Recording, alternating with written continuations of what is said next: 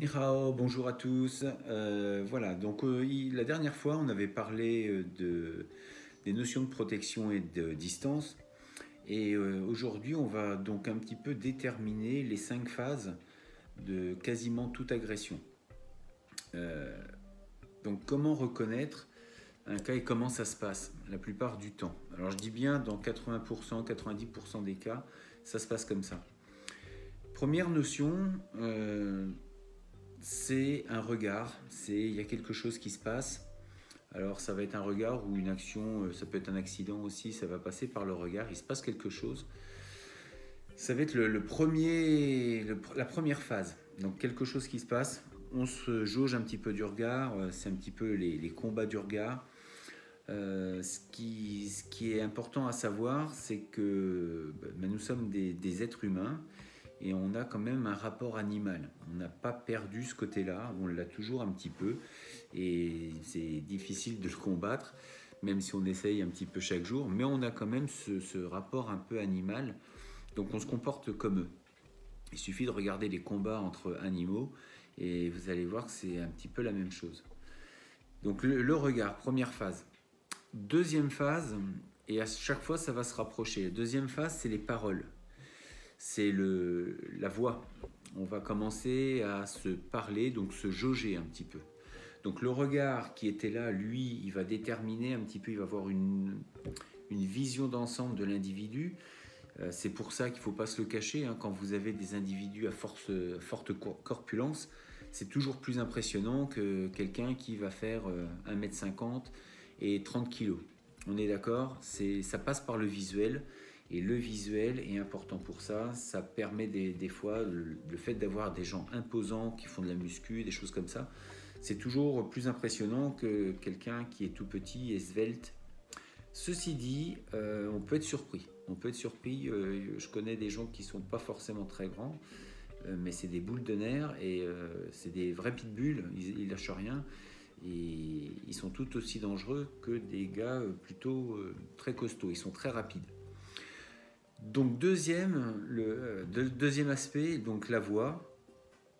On va donc mettre des intentions, de l'intonation dans la voix.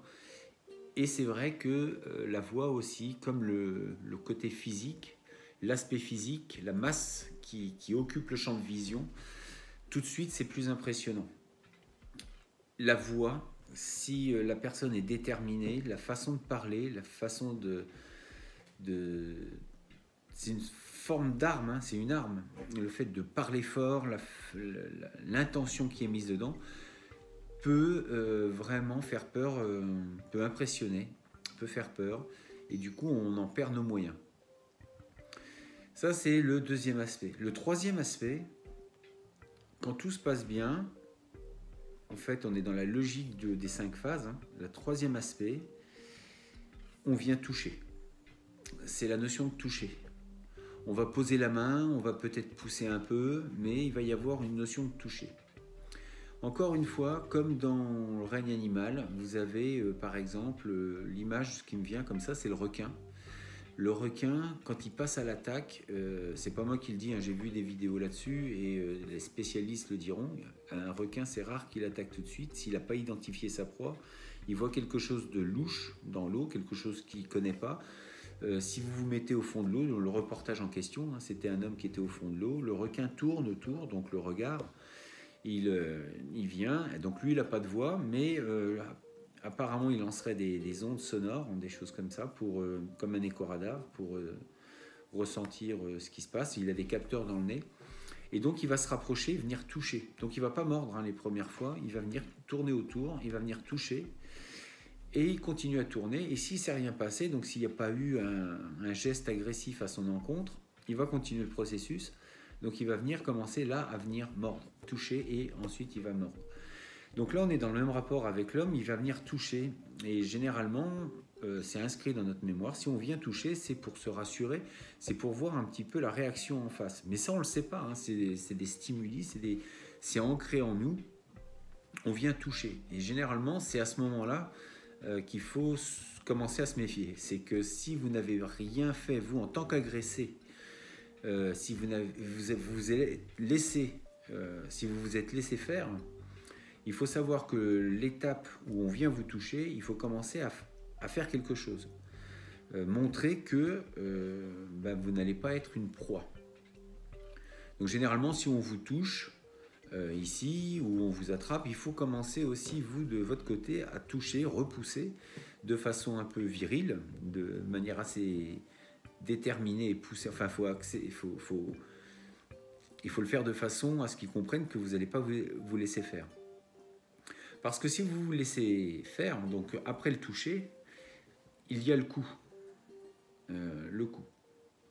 Et après le coup, après les coups, il y a la saisie et la projection, ça va de pair.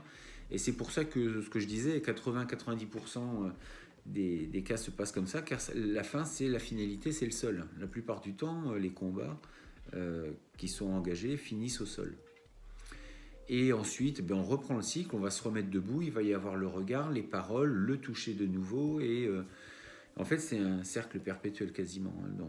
Voilà. Donc si on arrive à se relever et qu'on ne fuit pas le combat et qu'on reste, il va y avoir le regard, et on va se jauger encore, on va peut-être se dire des mots, le toucher plus ou moins loin, et les coups le ressaisit et re-sol.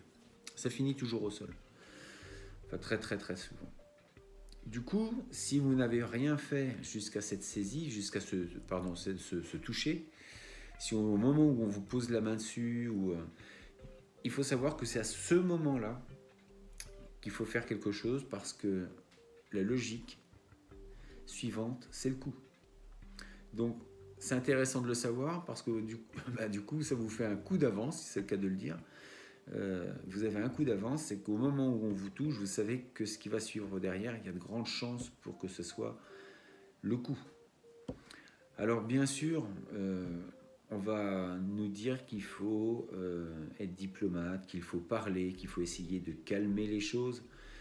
Je suis le premier à le dire, le premier à l'enseigner dans les cours. Malheureusement, quand vous avez tout fait pour partir, quand vous avez décidé qu'il fallait partir, que vous sentez le danger, vous sentez l'embrouille, partez. Si vous ne pouvez pas faire autrement, je pense qu'il est important pour vous, il y a trop de cas où les gens finissent à l'hôpital, ou pas forcément très grave, mais enfin quand même. Donc il n'y a pas de risque de votre vie quand je dis ça. C'est-à-dire que vous allez à l'hôpital, il y a un bleu, il y a une dent cassée, il y a des choses comme ça. Donc votre vie, votre risque vital n'est pas engagé. Mais c'est pas forcément agréable de retourner au boulot comme ça, 2 jours après, s'il y a des arrêts de travail, etc. Je pense qu'il est dans votre intérêt d'agir vite, c'est-à-dire de peut-être frapper et de vous enfuir.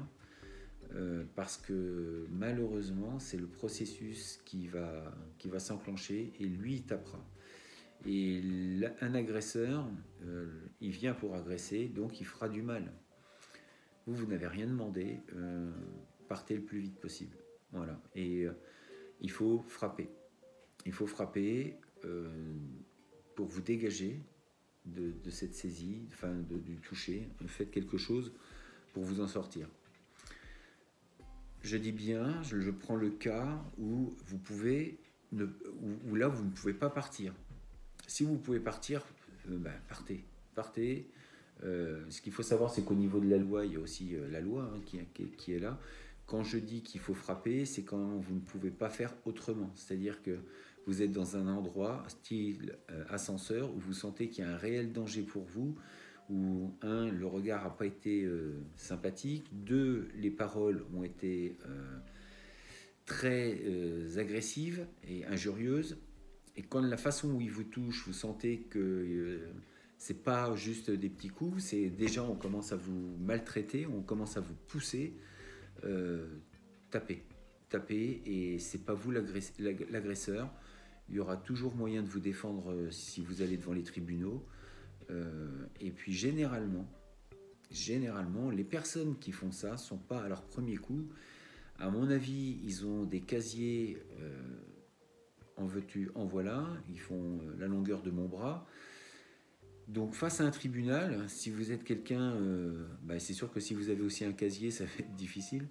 Là, ce sera parole contre parole, mais généralement, si vous n'avez pas de casier, que vous avez un travail, que vous avez une famille, etc., même au devant de la loi, on verra mal pourquoi ce serait vous qui avez été agressé la personne.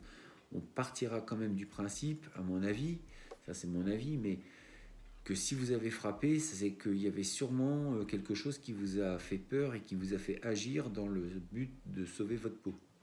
Voilà, de vous en sortir. Maintenant, encore une fois, vous êtes dehors sur un parking et que la personne fait que vous toucher et que vous lui mettez un grand coup et que la personne tombe, etc. Là, je pense pas que... Enfin, au niveau justice, je ne sais pas ce qui se passera. Alors des fois, il faut peut-être partir en courant après, mais en tout cas, enfin voilà. Sachez simplement que le processus, une fois qu'il est engagé, si la personne... C'est triste à dire, mais et pour l'avoir vérifié, c'est qu'il y a un degré de violence qui vous est proposé, qui vous est donné. Si vous n'allez pas légèrement au-dessus à chaque fois, si c'est juste ça, il va monter. Mais s'il a ce degré de violence et que vous passez à ça, généralement, ça peut calmer tout de suite. C'est-à-dire que d'un coup, c'est comme un électrochoc, il y a quelque chose qui se passe. Et la personne qui était agresseur devient d'un seul coup lui agressé, entre guillemets, et du coup ça calme, et ça annihile la violence. Ça marche, ça s'est déjà passé. Donc, après, il n'y a pas de vérité, c'est à chacun d'agir en fonction de ce qu'il pense à ce moment-là, d'agir au mieux, c'est vraiment ça. Voilà, donc en tout cas, si ça peut vous aider à reconnaître ces 5 phases, je le répète, la vue, la voix, le toucher, le coup ensuite, et pour finir, les saisies et le sol.